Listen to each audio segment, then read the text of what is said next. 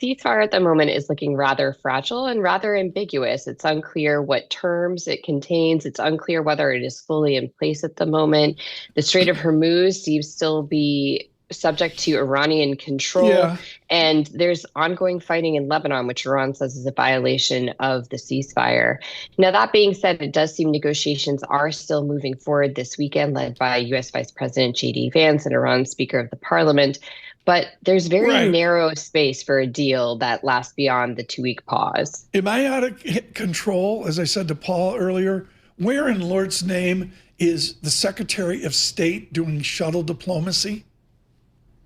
It is an excellent question, and I think it's not entirely coincidental that Secretary of State Marco Rubio, who is also the National Security Advisor, hasn't seemed to be as directly involved in this conflict as he has, for example, in U.S. operations in Venezuela and U.S. policy on Cuba. It seems that he is focusing largely on Latin America, and President Trump has asked JD Vance to take the helm in negotiations here. Now, that might be attempting to play to a domestic political audience, with JD Vance being a known sort of skeptic of U.S. foreign policy arrangements and sort of a way of signaling to Trump's base, don't worry, we're sending sort of our most skeptical person out there to make sure that we extract ourselves from this conflict that we launched.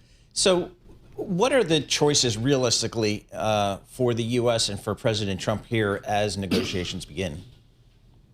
So frankly, President Trump doesn't have a huge number of options at his disposal, right? If Iran is seen as still not making good on its promise to reopen the Strait of Hormuz, which Trump said was critical to the ceasefire, he really has two choices. He can either threaten, as he has, to use military force against them, saying that the ceasefire is now null and void.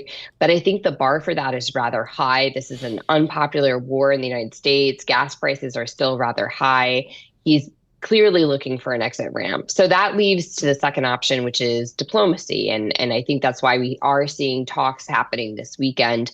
And there, it's also difficult to say because the White House is saying that the 10 terms Iran has put out publicly are not the terms they're negotiating over. But even if we look at those 10 terms, we think that there is the potential for a landing space for a deal. There are probably some areas Iran's willing to compromise on, areas the United States is willing to compromise on.